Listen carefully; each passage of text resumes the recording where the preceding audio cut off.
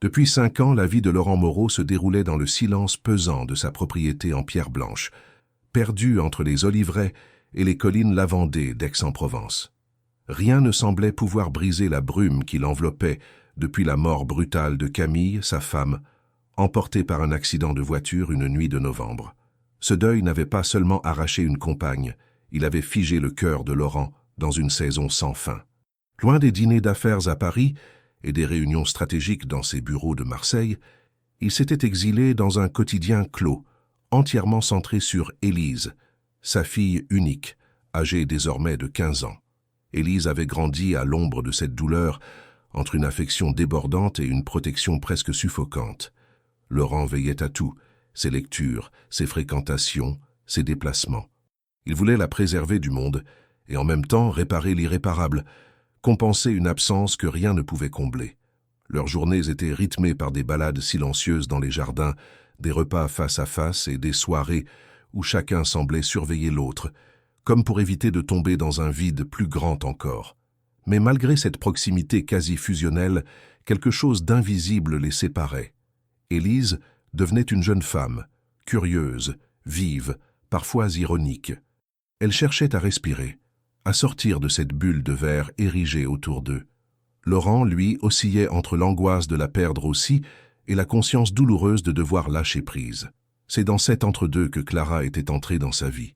Clara, 20 ans plus jeune, l'avait rencontrée lors d'un vernissage d'art contemporain à Avignon où Laurent avait accepté de se rendre sur l'insistance d'un vieil ami. Elle était élégante, vive, cultivée. Elle avait cette lumière que Laurent n'avait pas croisée depuis longtemps. Ils avaient parlé longtemps, comme deux étrangers qui, sans le dire, savaient qu'ils se reconnaissaient. Clara avait ri d'une remarque banale, touché son bras au détour d'une phrase, puis l'avait regardé droit dans les yeux, en lui disant qu'il portait le chagrin avec une certaine noblesse. Les semaines suivantes, Clara avait trouvé le chemin de la maison, lentement, naturellement. D'abord pour un café, puis un déjeuner. Elle avait su rester à distance, observer, comprendre. Avec Élise, elle s'était montrée douce, presque complice. Elle lui offrait des livres, posait des questions sincères et riait parfois de ses silences d'adolescente. Laurent observait, toujours sur le qui-vive, mais il ne pouvait nier l'évidence.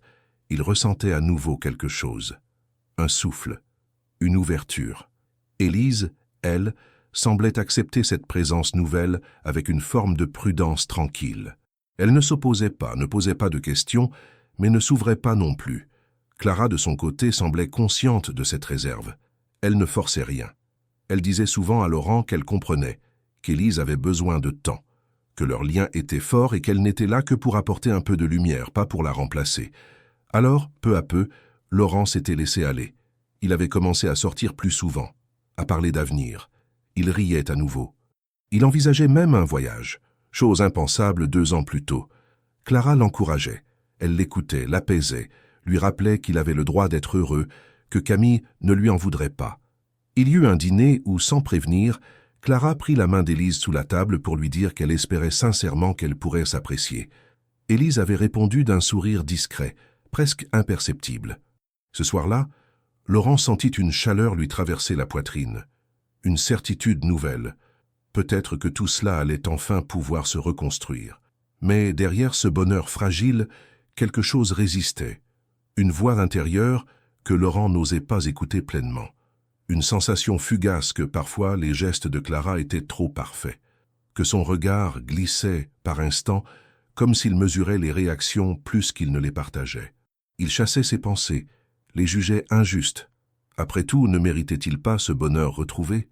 Ne fallait-il pas simplement lui laisser du temps, faire confiance à cette femme qui, jusqu'ici, n'avait jamais rien fait de répréhensible? Il préféra ne rien dire, continuer, avancer. Clara était là, présente, attentionnée. Élise ne s'était jamais plainte. Et lui, il se surprenait à rêver, parfois, d'une vie où la douleur ne serait plus le seul héritage du passé. Il ne savait pas encore que cette paix nouvelle était bâtie sur un sol instable, que certaines vérités se dissimulaient derrière les sourires les plus tendres, et qu'en cherchant l'amour, il avait peut-être invité le mensonge dans son sanctuaire. Le week-end à Paris avait été proposé par Clara comme une parenthèse bienvenue, une échappée hors du quotidien, loin de la maison silencieuse et des souvenirs lourds d'Aix. Laurent, d'abord hésitant, s'était laissé convaincre. C'était la première fois qu'il emmenait Clara et Élise ensemble dans ce qui avait été autrefois le théâtre de sa vie sociale. Il avait réservé un appartement discret dans le Marais, avec vue sur les toits, et organisé quelques activités légères. Un déjeuner dans une brasserie fréquentée par ses anciens collaborateurs, une visite au musée d'Orsay, une promenade le long de la Seine. Clara avait semblé ravie de tout. Elle riait plus que d'habitude, s'habillait avec une élégance soignée mais jamais ostentatoire. Laurent observait avec plaisir la manière dont elle s'adaptait à chaque situation, passant d'une discussion avec des galeristes à un moment complice dans une pâtisserie avec Élise, sans effort apparent. Pourtant, ce fut justement dans cette légèreté apparente qu'un détail, presque insignifiant, fit naître une tension invisible. C'était le dimanche après-midi. Ils étaient assis dans un petit salon de thé à 2 pas du jardin du Luxembourg. Clara feuilletait un livre d'art, tandis qu'Élise regardait par la fenêtre, le menton appuyé contre sa main. D'un ton neutre, la jeune fille avait murmuré, presque pour elle-même, que sa mère lui manquait davantage à Paris, parce qu'elle se souvenait de promenades qu'elles faisaient ensemble avant l'accident. Laurent s'était tourné vers elle, prêt à lui répondre. Mais Clara, sans relever ni l'émotion dans la voix de l'adolescente, ni le regard inquiet de Laurent, s'était contentée de fermer son livre et de proposer d'aller acheter des macarons pour le goûter. Sa voix avait été douce mais tranchante de détachement. Ce fut un moment très court, moins d'1 minute. Un simple changement de sujet. Mais Laurent, silencieusement, avait ressenti un frisson d'inconfort. Ce n'était pas la première fois qu'Élise évoquait Camille, mais d'habitude, Clara réagissait avec un minimum d'attention, même si c'était par des gestes prudents. Cette fois, c'était différent. Il y avait dans cette indifférence une forme de refus, presque une gêne mal dissimulée. Il ne dit rien, il ne voulait pas gâcher le reste de la journée. Mais en quittant le salon de thé, alors que Clara marchait quelques pas devant avec une boîte de douceur à la main, il vit Élise ralentir, son visage fermé. Il s'approcha d'elle, posa brièvement la main sur son épaule. Elle ne dit rien, ne protesta pas, mais ne chercha pas non plus à interagir. Il comprit, sans l'exprimer, qu'elle avait ressenti la même chose que lui, une absence de chaleur à un moment où elle aurait compté. Le reste du séjour se déroula sans incident. Clara retrouva son sourire habituel, montra un enthousiasme sincère pour chaque activité, prit des photos d'Élise devant les sculptures, rit aux anecdotes de Laurent sur ses années parisiennes. Tout semblait reprendre son cours. Mais pour Laurent, quelque chose avait changé. Une graine avait été plantée, une idée qu'il n'avait pas voulu laisser entrer jusque-là. Et si l'attention de Clara pour Élise n'était que de façade? Et si derrière ses gestes tendres et ses paroles mesurées, elle cachait une fatigue, ou pire, une absence d'intérêt véritable? De retour à Aix, il tenta d'étouffer cette pensée. Il luttait intérieurement.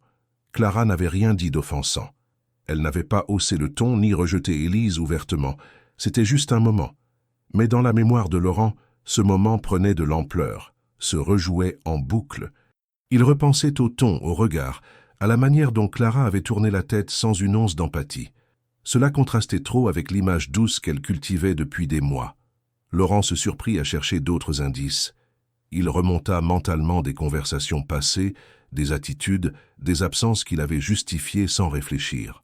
Clara avait-elle déjà montré des signes de tension vis-à-vis d'Élise? Avait-elle évité certains sujets? Détourné subtilement les moments où la douleur de l'adolescente surgissait? Et surtout, pourquoi cette indifférence soudaine à Paris, alors que l'instant était si chargé de sens pour Élise? Le doute, une fois installé, ne le quittait plus. Il observait Clara avec plus d'attention, notait ses réactions, la comparait à ses souvenirs. Il commença à se demander si elle avait toujours eu cette douceur, ou si elle l'avait simplement imitée, comme on suit un rôle bien appris. Cette idée le hantait. Était-elle sincère, ou jouait-elle un jeu visant sa confiance, son confort, sa fortune?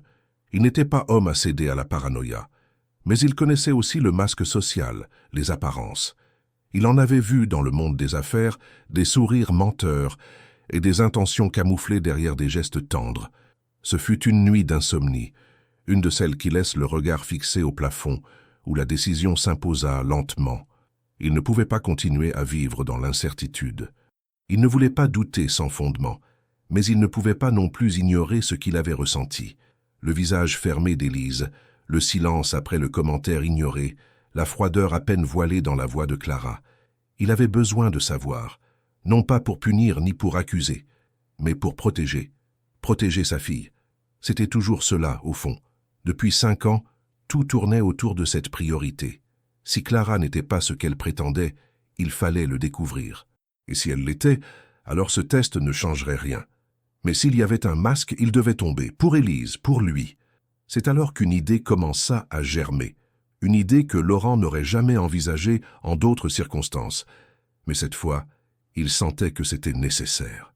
Il allait s'effacer, simuler une absence, observer, en silence, et voir ce que Clara ferait quand elle penserait être seule avec Élise. Il se leva du lit, traversa la maison plongée dans l'obscurité et s'installa dans son bureau. Il alluma son ordinateur, chercha un document, écrivit quelques lignes. Puis il envoya un message à Jules, son ancien intendant, un homme loyal, à la retraite mais toujours disponible. Un simple message sans explication. « J'ai besoin de vous. C'est important. » Discrétion absolue. Il se recula dans son fauteuil et ferma les yeux. Le plan prenait forme. Les jours à venir seraient décisifs. Le matin suivant, alors que la lumière douce d'automne glissait sur les vitres embuées de la grande maison, Laurent regardait Élise manger ses tartines en silence. Il ne disait rien, mais ses pensées tournaient sans répit. Le plan avait pris forme durant la nuit, et à mesure qu'il le laissait se développer dans son esprit, il ne lui semblait plus si absurde. Depuis des mois, il s'efforçait de croire à la sincérité de Clara, à son affection pour lui, à sa présence discrète mais constante auprès d'Élise. Pourtant, depuis Paris, cette foi commençait à se fissurer, et l'idée de rester passif lui devenait insupportable. Il n'était plus question de supposer ou d'espérer. Il lui fallait voir, entendre, savoir. Et pour cela, il devait s'effacer. Il annonça à Clara ce même jour qu'un voyage d'affaires imprévu le conduirait à Genève, pour une durée indéterminée, possiblement une semaine entière. Elle sembla surprise, mais pas contrariée. Elle lui demanda si elle pouvait rester à la maison avec Élise en son absence, ajoutant qu'elle veillerait à ne pas trop bousculer ses habitudes. Laurent hocha la tête, masquant l'intensité avec laquelle il observait sa réaction. Elle n'avait pas hésité, pas demandé plus de détails. Ce détail, pourtant anodin, s'ajouta à ceux qu'il collectionnait depuis Paris. Le soir même, il convoqua Jules discrètement. L'ancien intendant, un homme à la silhouette droite malgré les années et au regard franc, arriva par l'arrière de la propriété, comme autrefois. Il connaissait chaque recoin du domaine, chaque passage discret. Laurent lui expliqua son idée avec précision. Il allait faire semblant de partir, mais en réalité, il logerait à la maison d'hôte, située sur un terrain voisin, autrefois destiné aux invités. Elle était reliée à la propriété par une ancienne allée de service, dissimulée sous les arbres et rarement empruntée. Il avait déjà commencé à faire installer discrètement, grâce à un ami ingénieur, quelques caméras à faible visibilité dans les pièces principales, le salon, la cuisine, le bureau, l'entrée et les extérieurs. Rien dans les chambres, rien dans les salles de bain. Il tenait à la décence, mais il voulait savoir ce qui se passait quand il n'était pas là, ou du moins quand Clara penserait qu'il ne l'était pas. Jules, d'abord hésitant, finit par accepter, non par goût du secret, mais par loyauté. Il avait connu Camille, vu grandir Élise, et compris immédiatement, sans qu'il soit besoin de trop expliquer, que Laurent ne faisait cela ni par jalousie, ni par paranoïa. Il y avait dans son regard une gravité qu'on ne pouvait pas ignorer. Le plan fut exécuté avec rigueur. Le lundi matin, Laurent quitta ostensiblement la maison avec sa valise, embrassa Élise sur le front, dit à Clara qu'il la tiendrait informée de ses horaires. Une fois à l'écart, il fit le tour par les chemins de terre, regagna discrètement la maison d'hôte, s'installa dans une pièce à l'étage, où un écran central relayait les images des caméras. Jules lui apporta les repas, géra les communications et veilla à ce que personne ne soupçonne quoi que ce soit. Laurent coupa son téléphone principal, n'utilisant qu'un numéro secondaire pour rester joignable par Jules ou en cas d'urgence. La première journée se déroula sans incident. Clara semblait prendre son rôle au sérieux. Elle fit le petit déjeuner, proposa à Élise une promenade, prépara le dîner. Sur les images, elle paraissait souriante, attentive.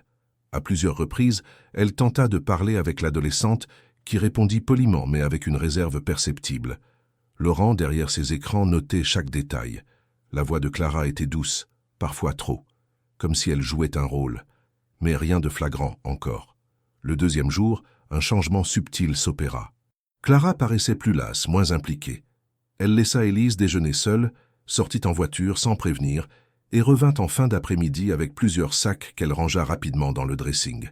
Elle expliqua à Élise qu'elle avait eu un rendez-vous important en ville, sans donner de détails. Puis elle s'enferma dans le bureau de Laurent pour passer de longs appels, dont les fragments captés par le micro confirmaient qu'ils n'étaient ni professionnels ni anodins. Clara parlait bas, mais avec une tension dans la voix. À un moment, elle rit nerveusement, disant « Il croit que je suis là pour sa fille. Il n'a aucune idée. » Laurent, en entendant ces mots, se figea. Ce n'était pas encore une preuve, mais le ton suffisait à allumer une alarme plus vive. Le troisième jour, Élise fut laissée seule la majeure partie de l'après-midi. Clara, absente, n'envoya ni message ni appel. Ce fut lors de cette journée qu'un autre détail surgit.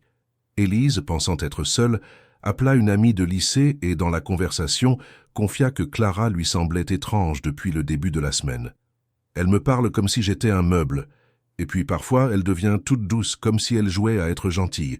J'ai l'impression qu'elle est deux personnes en une seule. » Cette phrase frappa Laurent de plein fouet. Ce n'était plus seulement lui. Sa fille, sans le savoir, mettait des mots sur le malaise qui l'habitait depuis Paris. Clara, revenue en début de soirée, fit comme si de rien n'était. Prépara un dîner simple, proposa un film. Elle tenta même de se rapprocher d'Élise, posant une main sur son épaule, souriant plus que de coutume. Mais la caméra, impassible, enregistra le léger recul d'Élise, son regard qui fuyait, son corps tendu. Clara n'insista pas, mais sa mâchoire se crispa brièvement, trahissant une irritation passagère. Laurent passa la nuit suivante sans dormir.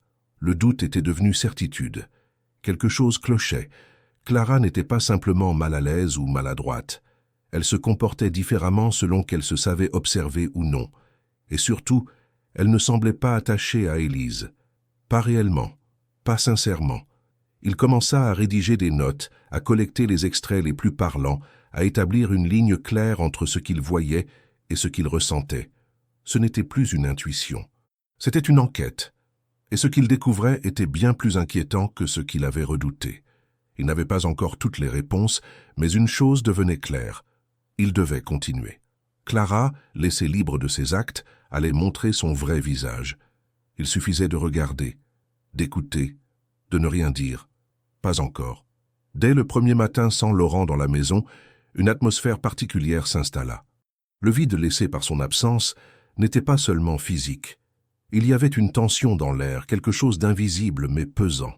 Élise, debout plus tôt que d'habitude, descendit les escaliers en silence. Elle s'attendait à devoir se débrouiller seule, mais trouva Clara dans la cuisine, déjà vêtue, en train de préparer le petit déjeuner. Elle sourit, lui souhaita une bonne matinée avec une voix mielleuse, presque trop. Elle avait dressé la table, mis du jus frais, des fruits, des croissants. Élise, surprise, répondit poliment, s'assit et mangea sans trop parler. Clara s'installa en face d'elle et entama une conversation légère, sur les cours, les séries qu'Élise aimait, des sujets anodins, presque forcés. L'adolescente répondit sans s'impliquer. Une part d'elle observait cette femme avec méfiance, notant intérieurement ce changement de ton, cette amabilité nouvelle, presque exagérée. Habituellement, Clara était plus distante le matin, plus discrète. Ce revirement soudain ne sonnait pas naturel, mais Élise garda tout pour elle. Après le petit déjeuner, Clara proposa une promenade dans le jardin, puis une session de dessin sur la terrasse. Elle tenta de s'installer dans une position de complicité, comme si elle voulait effacer d'un seul geste les mois de distance. Pendant toute la journée, elle s'efforça d'être présente, trop présente. Elle suivait Élise dans chaque pièce, commentait chaque détail, s'immisçait dans ses lectures, posait des questions sur des sujets qu'elle n'avait jamais abordés auparavant. Elle paraissait vouloir prouver quelque chose, à elle-même ou à quelqu'un d'autre. Laurent, depuis la maison d'hôte, observait tout. Il notait l'effort visible de Clara, sa gestuelle étudiée, ses phrases pleines de bons sentiments mais sans profondeur. C'était comme assister à une représentation. Elle souriait sans émotion réelle, elle s'asseyait trop près, elle riait à des moments qui n'étaient pas drôles. Et Élise, sans le savoir, résistait en silence, ne se laissant ni séduire ni provoquer. Le soir venu, Clara prépara le dîner. Un plat élaboré, accompagné d'une bouteille de vin qu'elle ouvrit seule. Elle insista pour que la table soit bien dressée, avec des bougies et de la musique douce. Laurent vit tout à travers les caméras. C'était étrange. Il n'y avait pas de spontanéité. Tout semblait orchestré, calculé. Elle servit Élise avec soin, lui demanda comment elle allait, tenta même un compliment sur sa tenue. Élise, visiblement gênée, hocha la tête, dit merci, mais ne développa rien. C'est alors, au milieu du repas, que Clara laissa tomber la façade quelques secondes. Sans transition, elle lâcha une remarque qui brisa l'équilibre fragile de la soirée. « Ton père t'élève comme une princesse. Il t'étouffe avec ses attentions. À un moment, il faudra que tu apprennes à vivre comme une adulte. » Le ton n'était pas dur, mais il y avait dans sa voix un agacement mal dissimulé. Élise leva les yeux de son assiette, surprise, et resta silencieuse. Elle ne répondit pas, mais son visage se ferma, son appétit s'éteignit. Clara, sentant qu'elle était allée trop loin, tenta de sourire. Elle ajouta d'un ton prétendument léger « Je dis ça avec affection, tu sais. Il faut juste que tu prennes un peu de recul. La vie, c'est pas que les cocons dorés. » Laurent, en entendant ces mots, sentit sa mâchoire se crisper. Il avait vu juste. Derrière les gestes tendres, les propos calculés, il y avait un agacement, une impatience. Clara ne supportait pas l'équilibre qu'il avait instauré avec sa fille. Elle le critiquait à demi-mot, profitant de son absence pour imposer une autre dynamique. C'était encore subtil mais clair. Elle voulait redessiner les règles, et pour cela Élise devait se taire, accepter, s'effacer. Après le dîner, Clara se retira dans le salon et alluma la télévision, laissant Élise seule à débarrasser la table. Ce n'était pas habituel. Elle se justifia rapidement. « Je suis épuisée aujourd'hui. J'ai besoin de me détendre un peu. » Puis elle s'enfonça dans le canapé, verre de vin à la main, comme si elle avait rempli une mission. Dans sa chambre, Élise s'assit sur son lit et sortit son carnet. Depuis quelque temps, elle écrivait de petites notes. Pas vraiment un journal intime, mais des fragments de pensée, des observations. Ce soir-là, elle nota une phrase simple. « Elle est gentille le matin, froide le soir. Je crois qu'elle joue un rôle. » Laurent, plus tard dans la nuit, lut ces mots retranscrits par Jules, qui s'était discrètement glissé dans la maison pour photographier quelques pages. Le carnet n'était pas caché. Élise ne pensait pas qu'il fallait protéger ce qu'elle écrivait. Cela rendait ces mots encore plus sincères, encore plus puissants. Le lendemain matin, Clara retrouva une posture plus distante, comme si l'effort de la veille l'avait vidée. Elle prit son café seule, ne proposa aucune activité et laissa Élise gérer sa journée. Elle sortit en fin de matinée sans dire où elle allait. Revint 3 heures plus tard sans un mot et alla directement s'enfermer dans la chambre d'amis, prétextant un mal de tête. Laurent, observant cette alternance d'hyperprésence et de retrait complet, comprenait que Clara n'était pas préparée à une vraie cohabitation. Elle semblait incapable de maintenir un lien cohérent avec Élise, oscillant entre fausse tendresse et agacement dissimulé. Le contraste devenait plus flagrant chaque jour. Ce qui n'avait été qu'un doute à Paris se transformait en une évidence structurée. Clara n'était pas hostile de façon frontale. Elle ne criait pas, ne menaçait pas. Elle glissait simplement, petit à petit, vers une indifférence mesurée, entrecoupée de pointes de tension à peine voilées. C'était cette forme de violence douce qui inquiétait Laurent, le genre de comportement qu'on ne remarque pas au premier abord, mais qui use, qui érode, qui blesse sans bruit. Il n'intervint pas. Pas encore. Il savait qu'il devait attendre, laisser le tableau se compléter. Mais il n'était plus question de douter. Ce qu'il voyait, ce qu'il entendait, ce qu'il lisait dans les mots de sa fille, ne pouvait plus être ignoré. Clara n'était pas la femme qu'il avait cru accueillir dans sa vie. Et Élise, sans même le savoir, résistait avec une force qui l'émouvait profondément. Ce n'était plus une enfant. C'était une jeune fille lucide, en alerte, qui comprenait l'enjeu bien avant que son père ne le lui dise. Le 3e jour de la prétendue absence de Laurent débuta dans un silence étrange. La maison, d'habitude animée par les gestes matinaux du père, paraissait suspendue dans une sorte d'attente. Élise descendit tardivement. Elle n'avait entendu aucun bruit, aucun mouvement. En bas, la cuisine était vide. Pas de café préparé, pas d'odeur de pain grillé. Elle avança prudemment, croisa le miroir du couloir et se regarda une seconde. Ses yeux semblaient au plus cernés, plus triste. Elle s'était couchée la veille avec une sensation désagréable, celle d'avoir été jugée, réduite, par une femme qui disait vouloir faire partie de sa vie. Clara apparut 20 minutes plus tard, les cheveux mouillés, vêtue d'un peignoir épais. Elle ne dit pas bonjour. Elle alla directement dans le salon, alluma la télévision, s'installa sur le canapé comme si elle vivait seule. Quand Élise s'approcha timidement pour lui demander si elle souhaitait prendre le petit déjeuner ensemble, Clara répondit sans la regarder. « Je prendrai quelque chose plus tard. Mange ce que tu veux. » Laurent, depuis son poste d'observation, observait avec un calme tendu. Cette rupture d'attention, ce refus de partage matinal, n'était pas anodin. Les 2 jours précédents, Clara avait tenté de construire une façade d'affection. Maintenant, elle laissait tomber le masque, révélant une indifférence qu'elle ne cherchait même plus à dissimuler. Elle agissait comme si la jeune fille n'existait pas vraiment, ou comme si sa simple présence l'irritait. Vers midi, Clara quitta la maison sans prévenir. Elle prit les clés de la voiture, enfila un manteau long et sortit sans adresser un mot à Élise, qui la vit passer devant la porte du bureau. Laurent nota précisément l'heure, 11h56. Elle ne revint qu'à 16h passées. Lorsqu'elle franchit à nouveau le seuil, elle tenait à la main un petit sac d'une boutique de cosmétiques et un gobelet de café à moitié vide. Elle n'expliqua rien. Pas un mot sur sa sortie, pas une excuse, pas une tentative d'inclure Élise dans son après-midi. La caméra de l'entrée capta le moment où, en retirant son manteau, elle prit son téléphone, composa un numéro et murmura rapidement « C'était calme. Elle ne parle presque pas. Il n'y a aucun problème. Je fais ce qu'il faut. » Puis, elle monta à l'étage et s'enferma dans la chambre. La phrase résonna longtemps dans l'esprit de Laurent. Elle n'était pas adressée à une amie ni à un parent. Le ton était professionnel, presque sec, une conversation codée, une justification. Cela confirmait une chose qu'il redoutait de plus en plus. Clara menait un jeu. Elle rapportait à quelqu'un ses journées avec Élise. Mais pourquoi?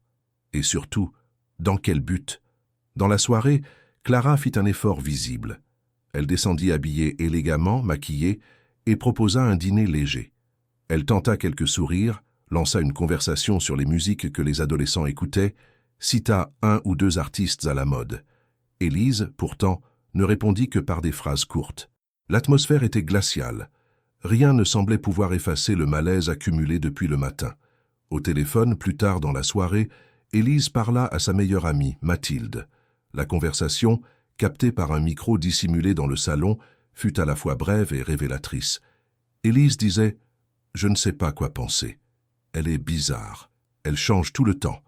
Un jour, elle est gentille. Le lendemain, elle m'ignore complètement. Parfois, je me demande si elle ne me déteste pas en secret. » Mathilde répondit quelque chose d'apaisant, mais Élise ajouta « Elle veut que je croie qu'elle est parfaite, mais ça sonne faux. Elle ne sait rien de moi. Elle ne pose jamais de vraies questions. Elle veut juste que j'aille bien pour que mon père la croie gentille. » Ces mots simples blessèrent profondément Laurent. Il les nota immédiatement. Il avait redouté cette impression, et la voir confirmée par sa fille le secouait. Élise sentait l'hypocrisie, même sans avoir les moyens d'en prouver l'origine. Le lendemain matin, la scène se répéta. Clara ne fit aucun effort. Elle sortit seule, revint chargée de paquets, s'enferma dans le bureau pour passer des appels, dont plusieurs furent captés par le système installé discrètement. Dans l'un d'eux, elle disait « Je sais bien que ce n'est pas une tâche facile, mais il faut que je tienne encore quelques jours. Il n'est pas bête. Je dois être prudente. » Cette phrase, cette voix, ce ton calculé suffirent à convaincre définitivement Laurent que ce n'était plus une question de malaise ou de mauvaise adaptation.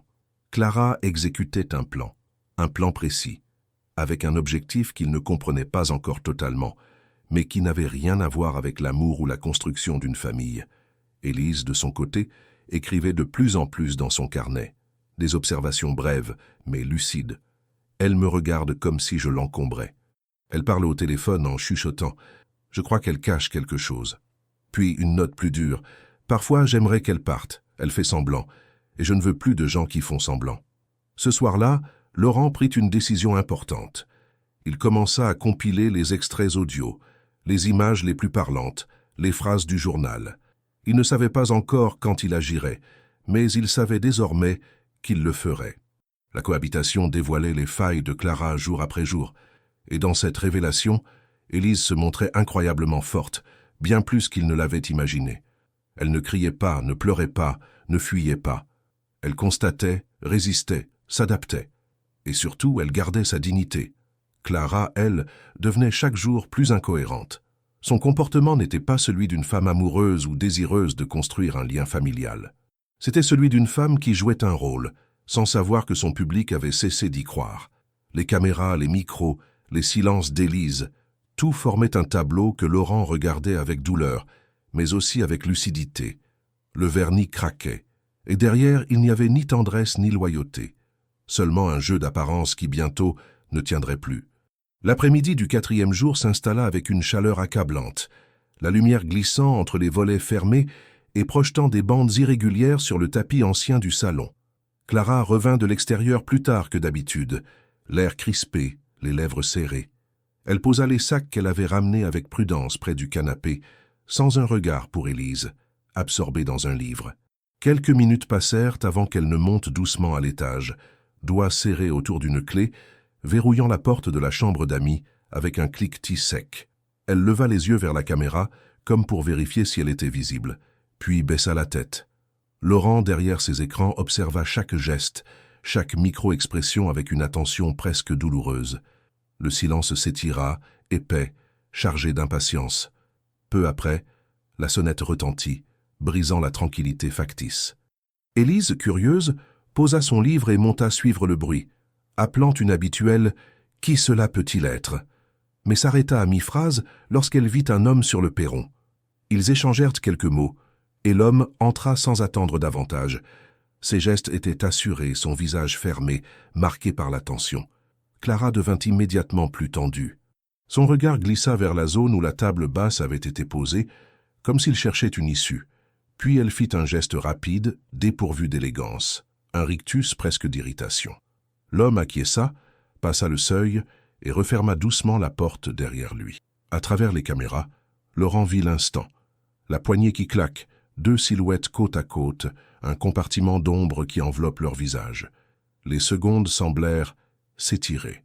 Élise, assise sur l'escalier, regarda la scène sans comprendre. La voix de l'homme rompit finalement le silence, mais d'un ton bas, étouffé par un accent qu'elle ne reconnut pas. Il demanda « Est-ce qu'on peut parler un moment ?» Clara, d'un mouvement presque imperceptible, jeta un regard vers Élise comme pour sonder sa réaction, puis lui fit un geste de la main, invitant l'homme à s'installer sur le canapé du salon. Nous, les écrans, enregistrions tout. Le cœur de Laurent se serra, l'estomac noué. Ce qu'ils dirent ensuite, les micros captèrent des bribes. Tout se passe comme prévu, souffla l'homme. Elle tient bon, elle sait ce qu'elle fait. Il ne doute de rien. Clara répondit d'une voix monocorde. Tant qu'il croit à mon rôle, tout ira bien. Puis un rire sec, nerveux, qu'il reconnut aussitôt comme un rire de soulagement et de mépris mêlés. L'homme hocha la tête, se leva, sortit un petit objet du manteau, le posa sur la table basse. Clara le regarda, les sourcils froncés, sans rien dire. Le bruit discret du métal contre le bois se grava dans la mémoire de Laurent comme une marque d'effroi. Il y avait là un plan, un vrai plan, dont les détails restaient flous mais assez clairs pour effrayer une conscience.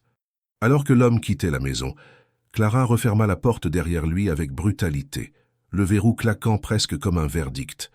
Elle resta un moment immobile, le dos contre la porte, comme pour reprendre son équilibre. Puis, elle monta à l'étage, ses talons résonnant sur le parquet, lourds, déterminés. Le silence retomba, figé, étouffant. Quelques instants plus tard, dans la cuisine, Clara se servit un verre d'eau, la main tremblante. Elle regarda l'adolescente, encore assise sur l'escalier, ses yeux grands, atténués par l'angoisse. Elle ne dit rien, rien. Pas de salutation, pas de mots, pas même un regard. Elle s'assit, fixa le verre, le serra, puis le posa brutalement, laissant échapper un souffle comme si on venait de frapper sa poitrine. Élise resta immobile, le silence pesant autour d'elle. À travers la caméra, Laurent captait la tension, la peur muette, l'attention forcée de Clara, l'instrumentalisation complète de cet instant. Tout sonnait faux.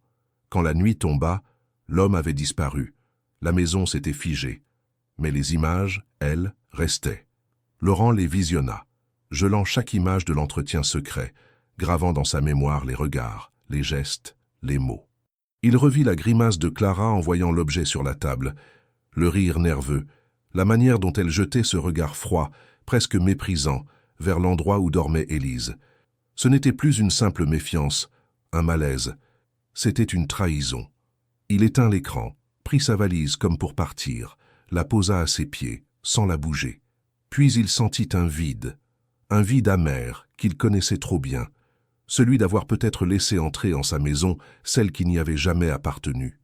Il pensa à Camille, à tout ce qu'elle représentait, la douceur, la sincérité, le foyer, et il sentit que tout cela était en train de sombrer dans un mensonge trop vaste pour espérer encore le réparer. L'aube suivante, il savait ce qu'il avait à faire. Le visage de Clara, figé dans la lumière blafarde de l'écran, hantait ses pensées. Il n'y aurait pas de confrontation immédiate. Non, il fallait attendre, laisser la vidéo parler, laisser le désir de vérité s'imposer. Il revit une dernière fois l'objet sur la table, sombre témoin d'un dessein qu'il ne concevait pas encore, et il sut que le piège qu'il avait tendu avait fonctionné. Clara venait de commettre l'erreur qui l'attendait, croire qu'on pouvait jouer avec leur vie sans payer le prix. Il ferma les yeux, la valise toujours immobile, et sut dans ce silence que tout avait basculé. Le 5e jour commença sans que rien ne vienne troubler le silence tendu de la maison. Les volets restaient clos plus longtemps que d'habitude, et l'odeur de café ne se répandit pas dans les couloirs. Élise, réveillée par l'absence de tout bruit, descendit sans se presser. En bas, Clara était déjà assise dans le salon, habillée d'une robe sobre, les jambes croisées, les yeux rivés sur son téléphone.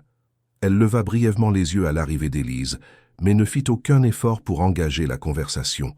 Un simple « bonjour » sec et rapide fut tout ce qu'elle offrit. L'adolescente, de plus en plus lucide face à l'ambiance étrange qui s'installait jour après jour, répondit d'un murmure et alla chercher une tasse. Le malaise était palpable, comme une tension électrique dans l'air. Élise sentit que quelque chose clochait, non seulement dans le comportement de Clara, mais aussi dans la manière dont la maison elle-même semblait se refermer. Tout était plus froid, plus distant. Même les objets du quotidien paraissaient déplacés, comme si la maison avait cessé d'être un refuge pour devenir un espace d'observation, de stratégie. Ce jour-là, Élise décida de ne pas se laisser happer par l'indifférence passive de Clara. Lorsqu'elle vit la femme s'installer sur la terrasse avec son ordinateur, elle prit une grande inspiration et s'approcha. Elle resta debout un moment, le soleil sur le visage, puis demanda d'une voix neutre « Tu vas sortir aujourd'hui ?» Clara leva à peine les yeux. « Non, pourquoi ?» Élise haussa les épaules. « Je voulais savoir si je pouvais aller au village. J'ai besoin de quelques affaires. » Clara hésita, puis répondit « Tu es assez grande pour gérer ça. » C'était une réponse étrange. Clara d'habitude s'appropriait volontiers le rôle de tutrice bienveillante, dès que cela l'arrangeait. Cette désinvolture nouvelle sonnait comme un abandon délibéré. Élise hocha la tête, remercia mécaniquement et partit à pied. Elle marcha longtemps, dépassant même le centre du village. Elle s'assit sur un banc, sortit son carnet et commença à écrire. Ses mots étaient plus aiguisés, plus affirmés. Elle joue un rôle. Je le vois maintenant. Quand papa est là, elle rit. Elle cuisine, elle me pose des questions. Quand il n'est pas là, elle me regarde à peine. Elle ne supporte pas mes silences, mais elle les provoque. Elle croit que je ne remarque rien. Elle pense que je vais l'accepter parce qu'elle est jolie, parce qu'elle parle doucement. Mais je ne suis pas stupide. Elle resta là plus d'1 heure, puis retourna lentement à la maison. En rentrant, elle trouva Clara au téléphone, qui s'interrompit dès qu'elle l'aperçut. Le regard qu'elle lança à Élise n'était ni bienveillant ni neutre. Il était chargé de lassitude, comme si sa présence devenait un poids. C'était un détail, mais un détail qui disait tout. Clara termina son appel rapidement, posa le téléphone et se leva. « Tu es partie longtemps » dit-elle sans chaleur. Élise répondit d'un ton calme. « J'avais besoin d'air. » Silence. Clara fronça les sourcils, s'apprêta à dire quelque chose, puis se ravisa. Elle alla s'enfermer dans la cuisine. Laurent, de son côté, continuait de tout suivre depuis la maison voisine. Il lisait les notes de Jules, observait les vidéos, écoutait les enregistrements. Il avait vu Élise partir, il avait lu ce qu'elle avait écrit.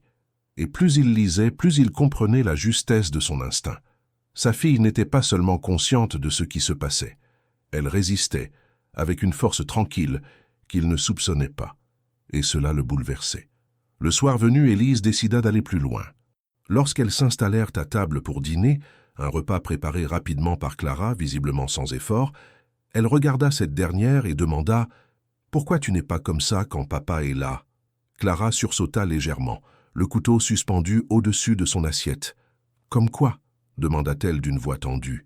Élise ne baissa pas les yeux. « Différente. Tu fais semblant d'être gentille quand il est là, mais quand il part, tu deviens froide. » Le silence tomba dans la pièce comme une enclume. Clara posa lentement ses couverts, la fixa sans répondre. Puis, dans un sourire forcé, elle répondit « Je crois que tu interprètes tout à ta façon, Élise. Peut-être que tu es juste trop habituée à être au centre de tout. » Ces mots étaient comme un poison lent. Élise sentit son estomac se nouer, mais ne répondit pas.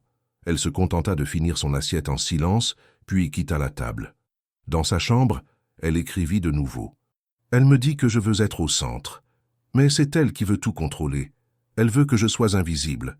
Papa ne voit pas, mais s'il savait... » Ce dernier passage attira immédiatement l'attention de Laurent lorsqu'il le découvrit plus tard dans la nuit. Il sentit sa gorge se serrer. Cette phrase, s'il savait, était exactement ce qu'il redoutait, et en même temps, ce qu'il avait besoin de lire. Sa fille exprimait sa peur, sa solitude, mais aussi sa certitude. Quelque chose ne tournait pas rond. Le lendemain, Clara tenta de réparer le climat tendu de la veille. Elle se montra douce au réveil, proposa un petit déjeuner dehors, comme si rien ne s'était passé. Mais Élise ne tomba pas dans le piège. Elle répondit avec politesse, mais garda ses distances. Clara tenta quelques plaisanteries, parla d'un film qu'elle pourrait voir ensemble le soir. Élise hocha la tête, mais resta sur ses gardes. Elle savait désormais que cette gentillesse n'était qu'une pose dans le vrai visage de Clara, un masque temporaire destiné à être porté uniquement quand cela servait ses intérêts. Dans l'après-midi, Élise retourna dans le jardin, carnet à la main. Elle écrivit une page entière, les mots griffonnés avec plus de détermination. « Si papa voyait ce qu'elle me dit, comment elle me regarde, il ne la laisserait pas rester. Il verrait que ce n'est pas de l'amour, que ce n'est pas une belle histoire.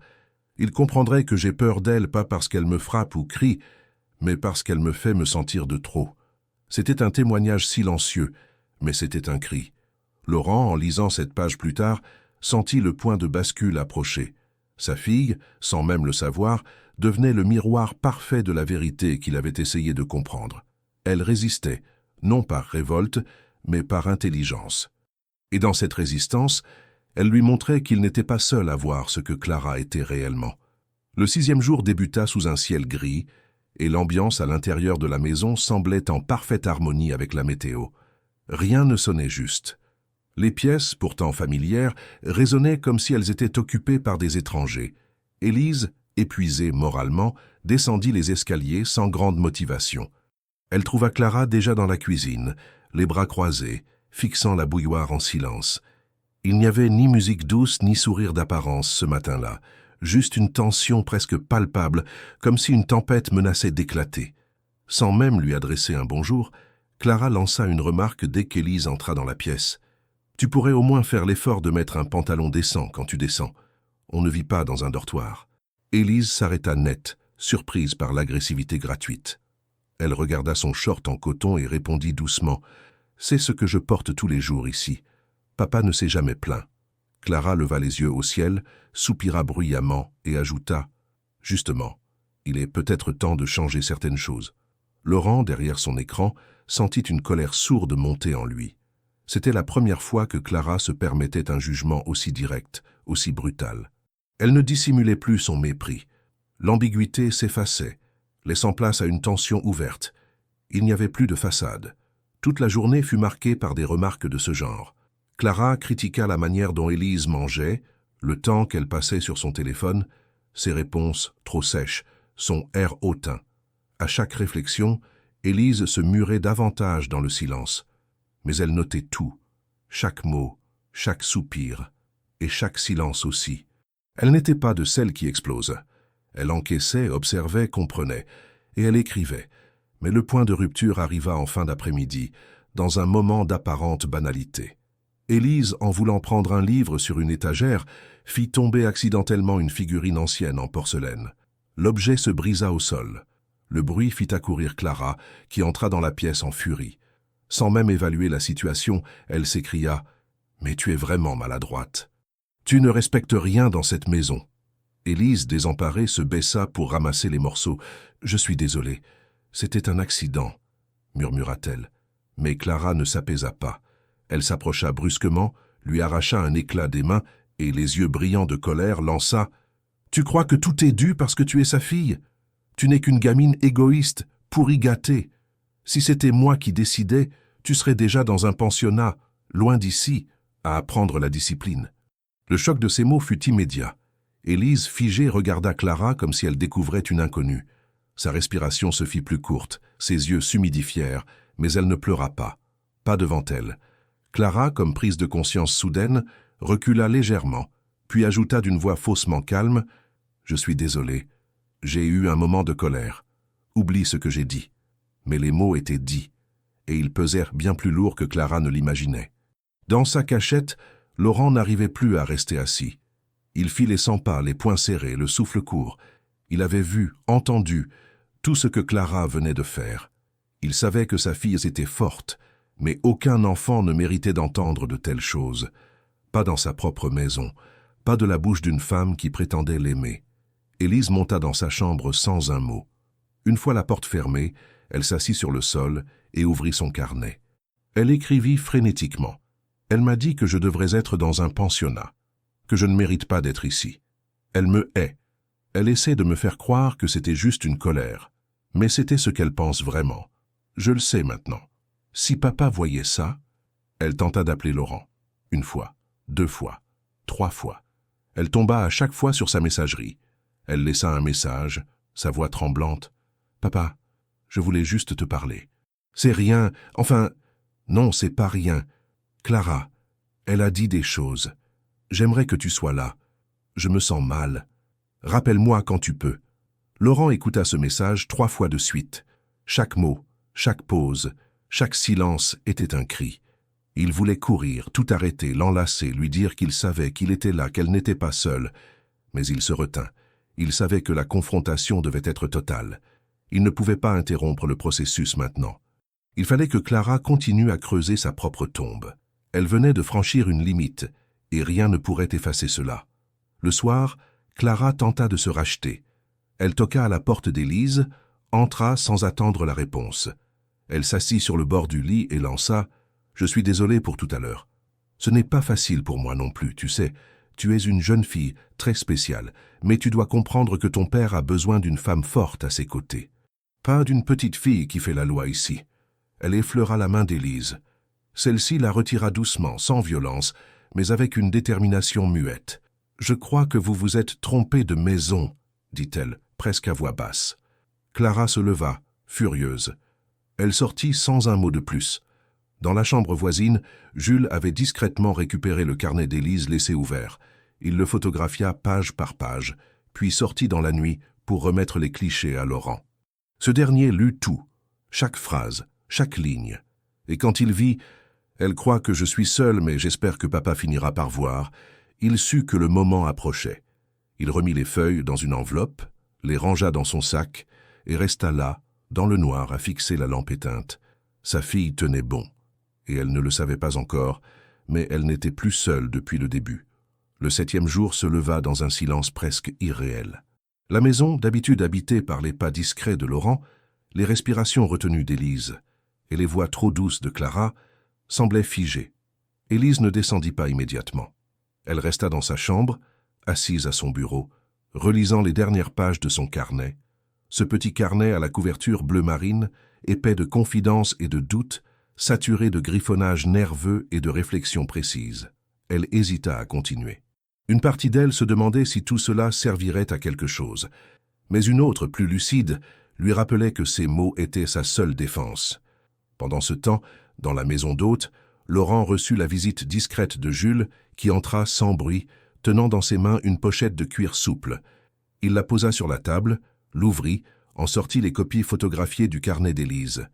Il n'y avait ni solennité ni théâtralité dans le geste, seulement la conscience de l'importance de ce qu'il apportait. Laurent, silencieux, s'empara des feuilles, les posa devant lui et commença à lire. Les premières pages le frappèrent par leur maturité.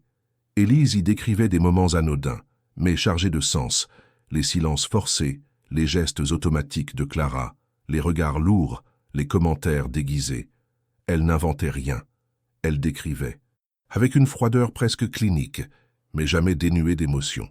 À mesure que les jours avançaient, l'écriture devenait plus serrée, plus urgente. Les phrases se succédaient avec plus d'intensité. Les événements se précisaient. Une page retint particulièrement l'attention de Laurent. En haut, Élise avait écrit en lettres légèrement tremblantes « Si mon père voyait comment elle me traite, jamais il ne la laisserait revenir ici. » Et en dessous, elle détaillait une série d'épisodes récents. Les absences injustifiées, les remarques blessantes, les accusations injustes, la menace à peine voilée du pensionnat. Puis, dans un dernier paragraphe, une phrase simple. « Je crois qu'elle me déteste, mais elle veut que je disparaisse sans avoir à le dire. » Laurent posa la feuille sur la table, passa les mains sur son visage et ferma les yeux. Ce qu'il lisait était plus qu'un témoignage. C'était une alerte, un appel à l'aide discret, codé dans les mots d'une adolescente qui refusait de se poser en victime, mais qui ne pouvait plus porter seule ce fardeau. Il savait que cette phrase, ce « jamais il ne la laisserait revenir ici », était la clé. Elle résumait tout, la perception qu'avait Élise de la situation, la confiance qu'elle plaçait malgré tout en lui et le danger qu'il avait trop longtemps observé à distance. Il reprit la lecture, ligne après ligne, jusqu'à la dernière page. Là, Élise écrivait « Je n'ai pas besoin d'une autre mère. J'ai besoin que mon père me croie.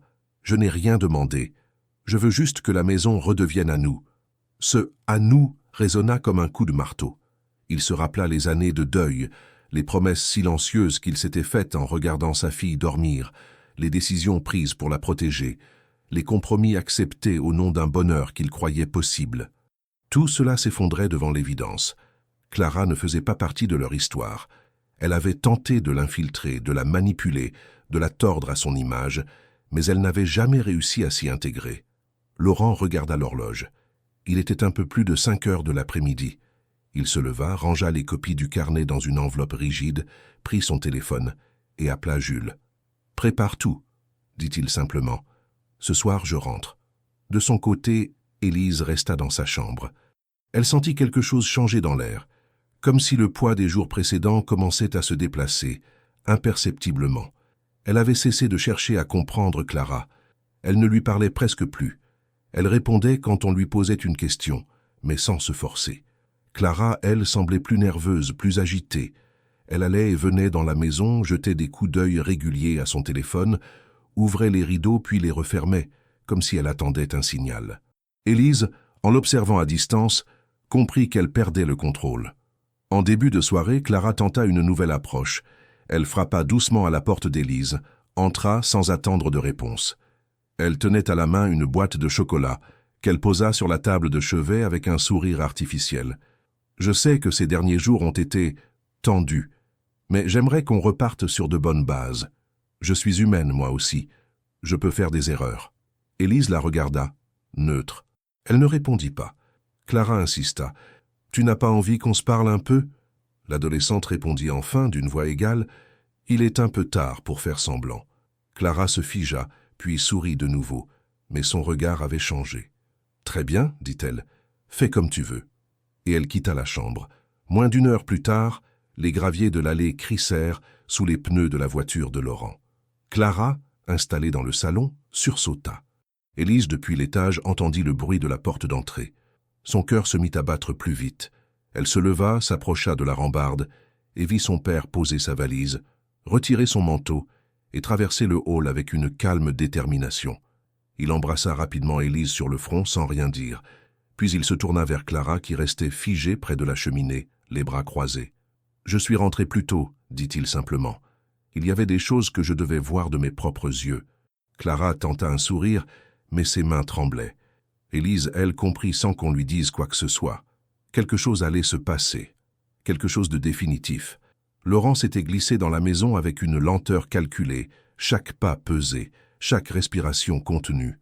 Le hall d'entrée baignait dans une lumière douce, et malgré la tension qui emplissait les lieux, il affichait une neutralité presque glaciale. Clara était restée immobile près de la cheminée, son sourire figé sur le visage.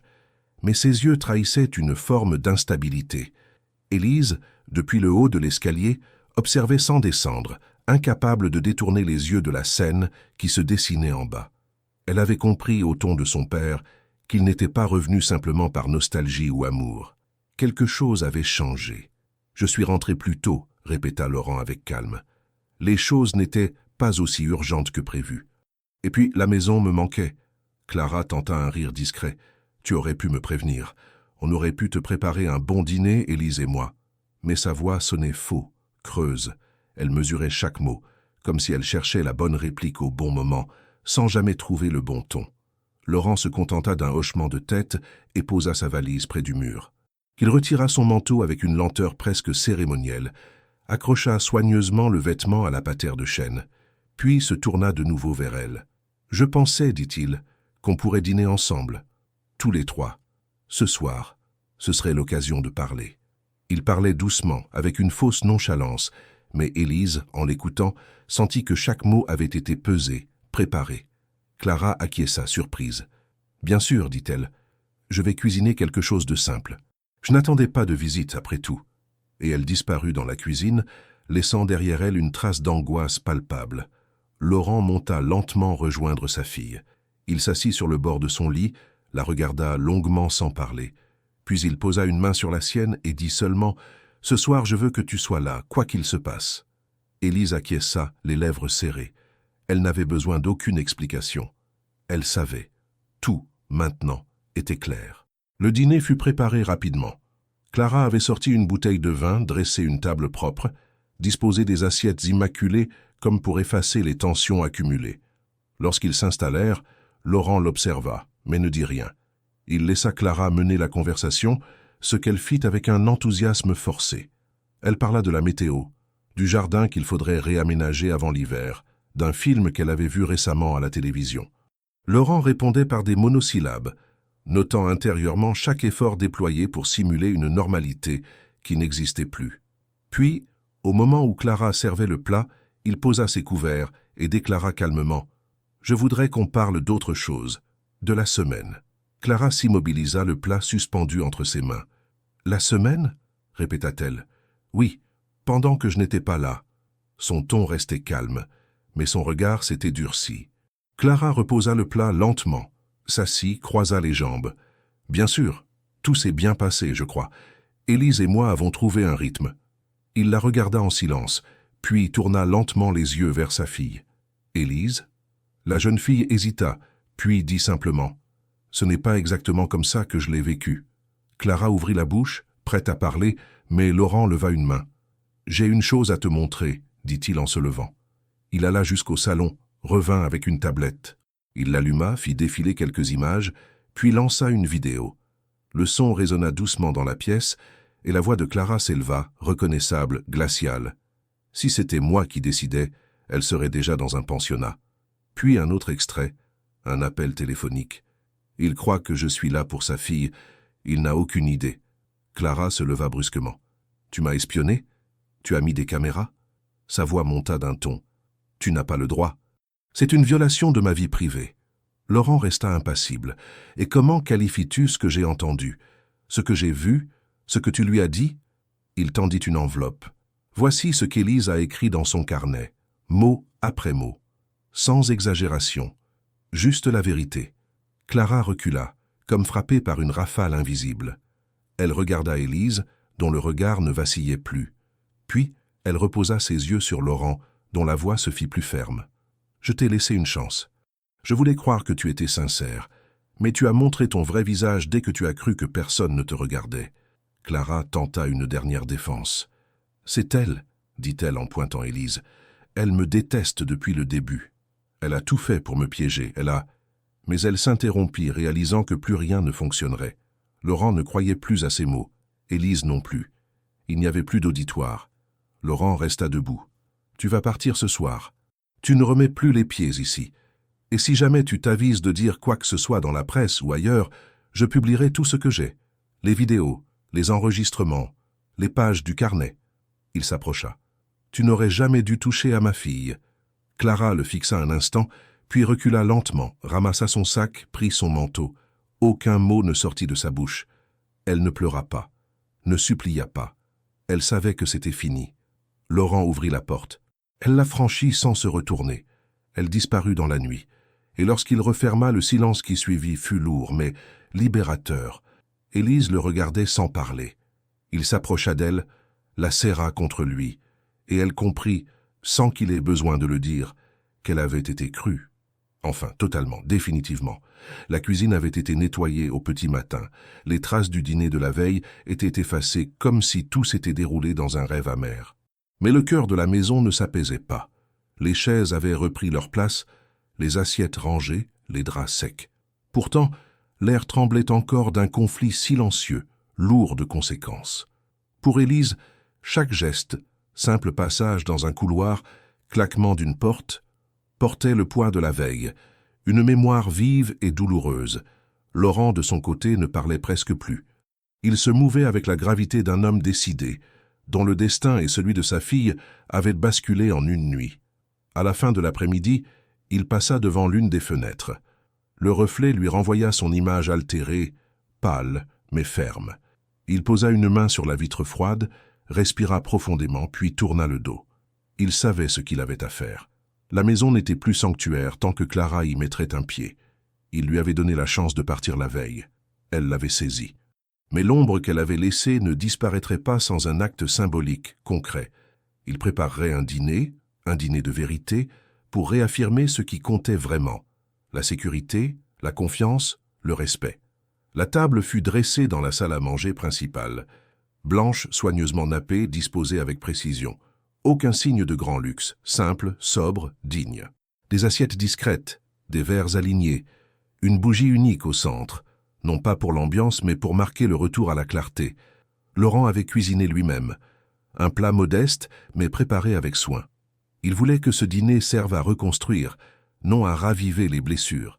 Il considérait ce repas comme un rituel de renaissance, un acte de foi dans la possibilité de recommencer, ensemble, sans peur, ni mensonge. Élise descendit l'escalier, le pas hésitant. Elle s'arrêta un moment dans l'encadrement, observant la table immaculée. Puis, sans un mot, elle s'approcha, tira une chaise, s'assit. Le silence s'installa. Mais ce silence n'était pas glacé, il était plein d'attente, de soulagement latent, de cette paix qui succède à l'orage. Laurent la rejoint, posa une main sur la chaise avant de s'asseoir en face d'elle. Leurs regards se croisèrent. Il l'observa longuement, comme pour s'assurer qu'elle était là, qu'elle respirait, qu'elle était en sécurité. Elle ne dit rien. Elle hocha juste la tête, un petit mouvement, discret. On aurait dit un accord silencieux, doux, définitif. Il servit le plat sans hâte, attentif à ses gestes, à la manière dont la lumière tombait sur les couverts. Les flammes de la bougie vacillèrent légèrement, dessinant des ombres dansantes sur les murs. Il y avait dans cette salle un calme retrouvé, une dignité retrouvée. Il prit une bouchée, mâcha lentement, puis regarda sa fille et dit « On est seuls maintenant, comme avant, et ça me suffit. » Élise sembla hésiter, puis répondit d'une voix douce « Oui, ça me suffit aussi. » Aucun mot de rancune, aucun reproche. Juste la fatigue d'un cœur brisé et le désir profond de recoller les morceaux. Le dîner se passa ainsi, dans une sobriété farouche. Aucun rire forcé, aucune conversation creuse. Ils parlèrent des choses simples, des petits projets pour l'hiver, des souvenirs du passé, de livres qu'Élise aimait lire, de ce qu'elle voulait faire quand elle serait plus grande. Parfois, leur voix tremblait de légèreté, comme après un long silence qu'on croyait éternel. À un moment, Élise passa lentement une main autour de son cou, fit glisser une mèche derrière son oreille et dit « Je crois que je peux dormir enfin ce soir, sans peur. Et ça, papa, c'est ce que je voulais. » La sincérité de ces mots fit tomber un poids sur les épaules de Laurent. Il secoua doucement la tête, les yeux brillants, puis reprit « Nous allons reconstruire, à deux, à nouveau. » Lorsque le dessert fut servi, un simple riz au lait, celui qu'elle aimait quand elle était petite, un silence s'installa paisible comme une trêve concluante. Les bruits de la maison semblaient respirer de nouveau. Le vent faisait bruisser les branches des oliviers dehors. À travers la fenêtre, la nuit commençait à tomber. La bougie projetait une lueur vacillante mais stable dans le tumulte passé. Laurent observa la flamme, puis releva les yeux vers sa fille. Il avait l'impression de voir une renaissance. pas celle d'un conte idéal, mais celle d'une réalité qu'ils apprendraient à habiter, pas à pas. Il serra doucement sa main, sans la presser, juste pour qu'elle sente qu'il était là, présent, définitif. Quand le dîner prit fin, ils restèrent encore un moment à table, sans bouger, en silence. Ce silence ne forçait rien. Il offrait tout. Il offrait le recul, l'espace, la reconstruction silencieuse d'un foyer déchiré. Laurent retira les assiettes, rangea le riz au lait dans un plat neutre, nettoya les ustensiles. Élise l'aida. Ils travaillèrent côte à côte, comme lorsqu'ils vivaient ensemble, avant tout. Et chaque geste effaçait un fragment de peur, de culpabilité, de doute. Enfin, ils remontèrent à l'étage ensemble. Élise poussa légèrement la porte de sa chambre, s'y glissa, mais revint un instant vers son père. Elle leva les yeux, le regard droit, et dit « Merci, papa, pour ce soir, pour tout. » Laurent la serra contre lui, doucement, et murmura « C'est toi qui as tenu bon. Je n'ai fait que te suivre. » Elle s'éloigna sans bruit et referma la porte. Le couloir resta vide. Mais dans cette maison redevenue silencieuse, quelque chose avait changé. Pas un secret, pas un fantôme. Une certitude. Ils étaient là, ensemble, vivants et libres. La reviravolta n'était pas spectaculaire, pas médiatique. Elle n'était pas faite d'éclat ou de drame. Elle s'était produite autour d'une table modeste, avec deux cœurs fatigués mais décidés. Et c'était suffisant. Le lendemain matin, la maison résonnait d'un calme nouveau. Ce n'était pas le silence pesant des jours précédents, mais plutôt une absence de tension, une suspension soulagée du tumulte émotionnel. Le soleil perçait à travers les rideaux, dessinant sur le parquet les lignes dorées d'un jour qui ne portait plus de menace. Élise se réveilla tôt, les yeux encore chargés de fatigue, mais l'esprit étonnamment léger. Elle s'étira longuement, posa les pieds nus sur le sol frais et resta un moment assise au bord de son lit, simplement à respirer. Pour la première fois depuis longtemps, elle n'attendait pas l'orage. Dans la cuisine, Laurent préparait le petit déjeuner. Il faisait glisser les tranches de pain dans le grille-pain, versait du jus d'orange dans 2 verres, faisait chauffer le lait. Les gestes étaient simples, mais essentiels. C'était une manière de dire à sa fille, sans mots, que la vie reprenait son cours, qu'ils allaient pouvoir retrouver leur quotidien sans cette présence sourde et instable qu'avait été Clara. Lorsqu'Élise entra dans la pièce, il lui offrit un sourire sincère. Elle s'assit, prit une gorgée, puis un morceau de pain, et ils mangèrent ainsi, sans urgence, comme 2 rescapés d'une tempête discrète. Mais à l'extérieur, tout n'était pas aussi paisible. Dès les premières heures du jour, des notifications commencèrent à apparaître sur le téléphone professionnel de Laurent. Des messages, des alertes, des captures d'écran. Un site de presse à scandale avait publié un article anonyme intitulé « Abandonnée par un millionnaire », le témoignage glaçant de Clara M., dans lequel la femme racontait, de façon détournée mais identifiable, l'histoire de son exclusion soudaine du foyer Moreau. Elle y parlait de pression, de manipulation psychologique, de jeux d'observation malsains, insinuant que Laurent aurait tenté de la piéger, de l'humilier, de la rejeter sans ménagement. Laurent resta un long moment immobile, les yeux rivés sur l'écran. Il lut l'article en entier, sans émotion visible. Le ton était habilement calibré. Clara n'accusait pas frontalement, mais insinuait. Elle se présentait comme une femme blessée, trompée, incomprise. Elle disait avoir été jetée sans avoir jamais compris pourquoi, évoquant des changements soudains de comportement de la part de Laurent et une tension constante avec une adolescente fragile et distante. Il n'y avait pas de nom, mais tout le monde pouvait deviner. En quelques heures, les médias généralistes reprirent l'histoire, des influenceurs commentèrent, les réseaux sociaux s'embrasèrent. Les réactions étaient partagées. Certains prenaient la défense de Clara. D'autres accusaient Laurent de naïveté. Quelques-uns blâmaient la jeune fille. Le tumulte grossissait. Laurent ne dit rien immédiatement. Il finit son café, ferma son téléphone et retourna dans son bureau. Il réfléchit, pesant chaque mot, chaque possibilité.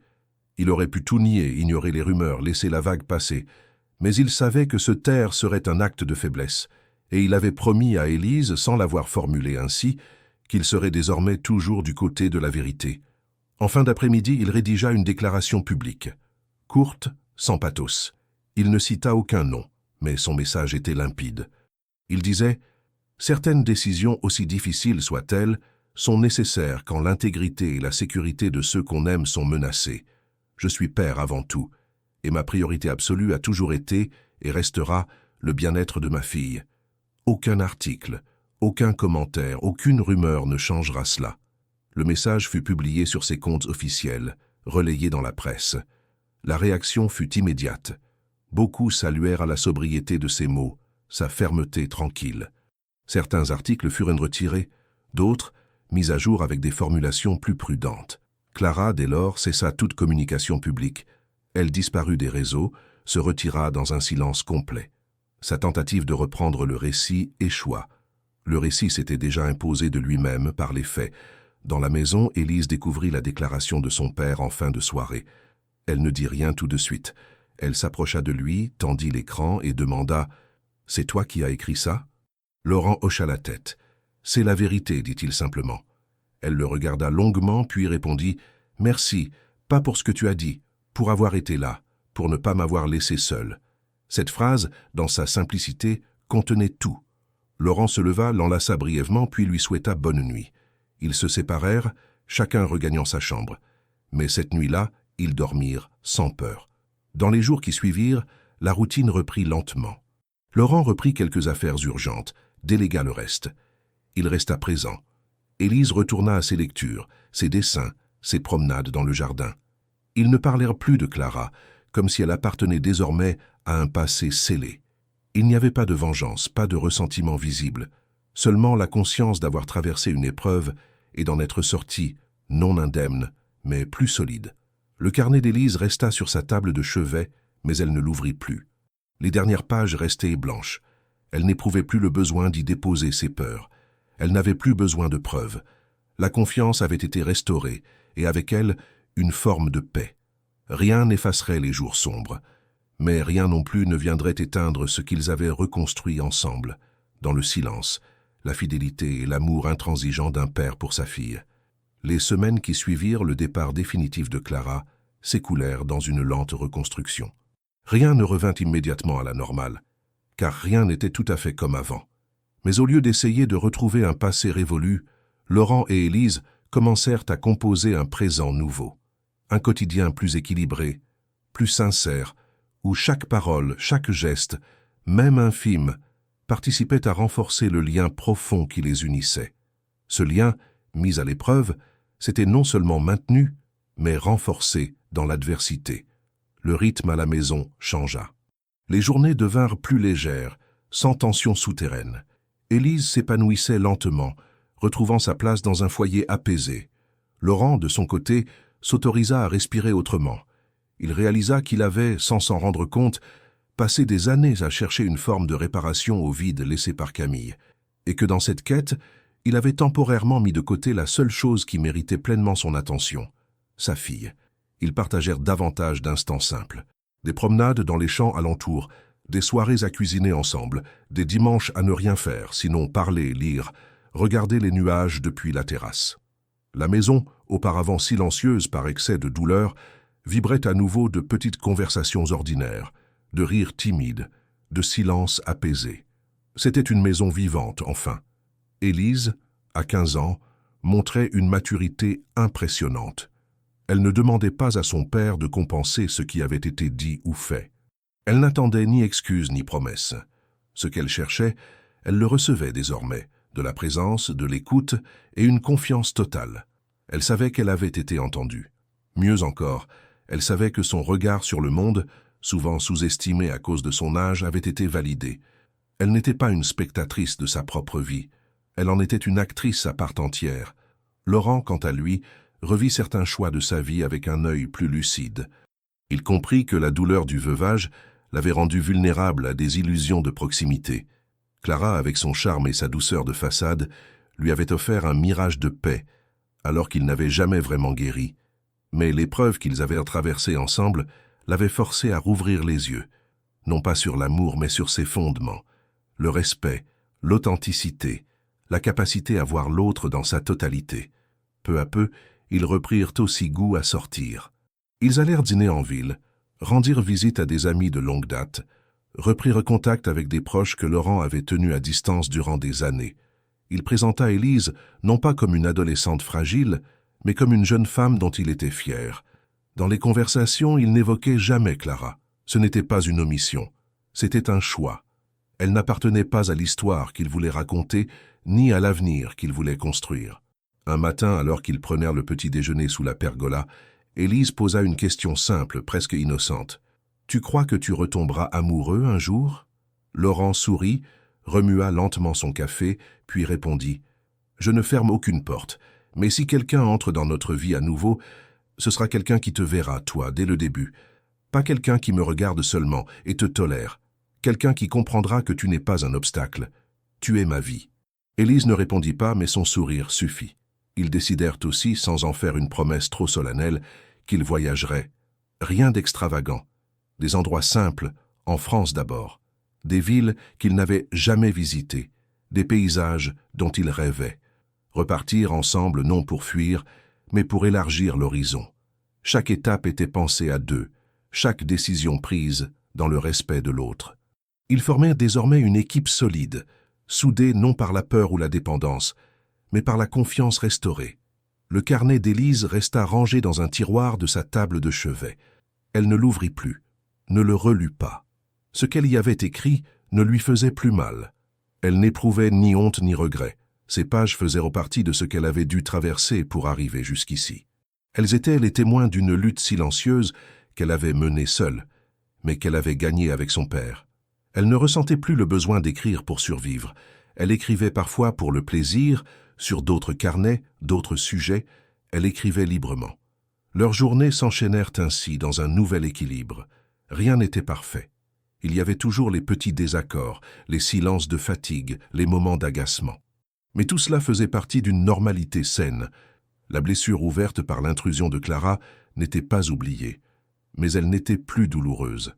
Elle avait été dépassée, intégrée. Ils avaient grandi, l'un avec l'autre, l'un grâce à l'autre. Au printemps suivant, ils plantèrent un nouvel arbre dans le jardin, un olivier.